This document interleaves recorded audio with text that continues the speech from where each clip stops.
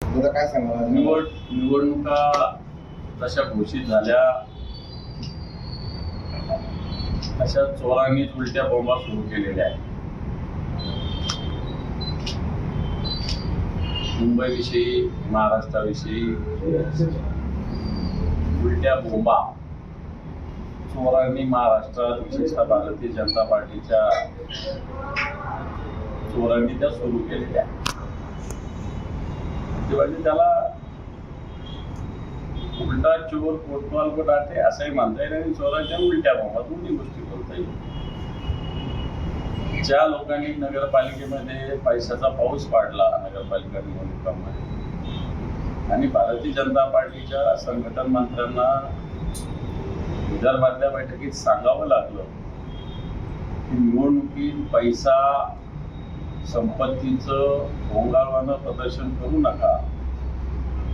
ती लोक उद्धवजी ठाकरे साहेबांची शिवसेना ही आता मोठ्या प्रमाणात लाखो करोडो रुपये निवडणुकीत टाकणार, रुपये लुटली 25 वर्षांनी. 25 वर्षांना लुटली म्हणत असताना तुम्ही कुठे होता त्यावेळेस? शिवसेनेचा महापौर असताना भारतीय जनता पार्टीचा उपमहापौरही सतत होता. स्थायी समितीमध्ये भारतीय जनता पार्टीचे लोक होते. वेगवेगळ्या समितीचे चेअरमन सुद्धा भारतीय जनता पार्टीचे लोक होते. आणि मग हा आरोप करताना तुम्ही कुठे होते त्यावेळेस? हाही मुद्दा महत्वाचा या निवडणुकीच्या निमित्तानं आहे. एकीकडं महायुती म्हणायचं आणि एकीकडं बैठकांना अजितदादांच्या पक्षाला बोलवायचं नाही. अजितदादाचा पक्ष हा नवाब मलिक चालवता मुंबईमध्ये आणि पिंपरी चिंचवड सारख्या शहरात भारतीय जनता पार्टी स्वतंत्र लढणार किंवा एकटी लढणार किंवा अन्य कोणाला घेऊन येणार, पण अजितदादाला नाही घेणार. कारण पुणे सुद्धा भारतीय जनता पार्टी स्वतंत्र लढणार अशा पद्धतीनं घोषणा झालेल्या आहे. थोडक्यात पूर्णपणे महायुतीमध्ये पूर्णपणे महायुतीने कसली महा कसली घडी सांगायचं ट्रिपल इंजिन भले सांगायचं डबल इंजिन भले सांगायचं सिंगल इंजिन नेमकं किती इंजिन यांना. आणि म्हणून ही महायुती निवडणुकीला सामोरं जाण्याच्या आधीच त्यांची सगळ्या ठिकाणी तंत्रलेली आहे. असं एकंदर आजचं चित्र महाराष्ट्राचं. फक्त निवडणुका डिक्लेअर होऊन 12 ते 15 तास झाले आणि या 15-20 तासामध्ये अशा प्रकारची स्वतःला महायुती मानणाऱ्याची स्थिती. युती तर होणार अशा पद्धतीने पूर्णपणे निर्णय झालेला आहेच. संजय राऊत साहेब राजसाहेबांची भेट घेत आहेत आणि फार लांब म्हणजे फार दिवस मोजावे लागणार नाही. एवढ्या दिवसातच अशा पद्धतीनं शिवसेना, उद्धवजी बाळासाहेब ठाकरे पक्ष आणि मनसेची युती मला असं वाटतं घोषित होऊ शकते. याला फार बोटावर मोजण्याचे दिवस नाही, 2-4 दिवसामध्ये या गोष्टी होऊ शकतात. मुंबईमध्ये पोस्टर लागलेत, BMC हा फॅमिली बिझनेस नाहीये असे निनावी पोस्टर लागलेले आहेत मुंबईमध्ये. आणि मराठी माणूस जागा झालाय महाआघाडीला हरवण्यासाठी 15 जानेवारीचा मुहूर्त काढलाय मराठी माणसाने. बिलकुल 15 जानेवारी आहे, संक्रांतीचा दुसरा दिवस आहे.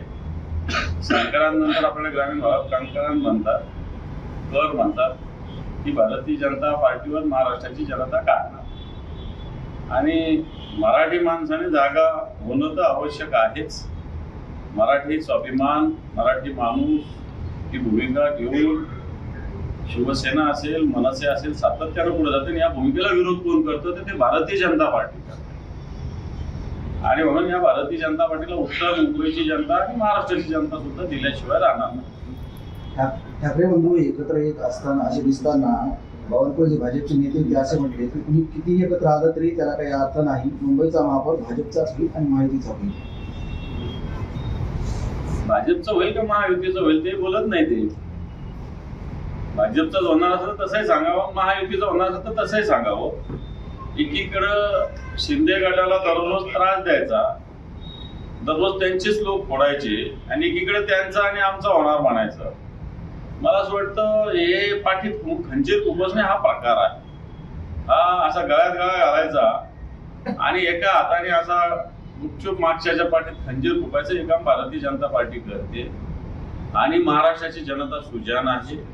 निश्चित भारतीय जनता पार्टीला या निवडणुकीमध्ये महानगरपालिकेच्या, कारण भ्रष्टाचाराचे अड्डे या सगळ्या महानगरपालिका, मुंबई महानगरपालिका मागच्या 4 वर्षात लुटलेली, अक्षरशः मुंबईच्या महापालिकेने ठेवलेले डिपॉझिट सुद्धा यांनी काढलेले आहेत. मुंबई पूर्ण रस्त्यावर खड्डे करून ठेवलेले आहे, मुंबई खोदून ठेवलेली आहे आणि नुसतं गुत्तेदारांसाठी मुंबई लुटण्याचं काम आणि या महाराष्ट्र सुद्धा लुटण्याचं काम भारतीय जनता पार्टी त्यांच्या बगलबच्चे आताच्या घडीला करतात.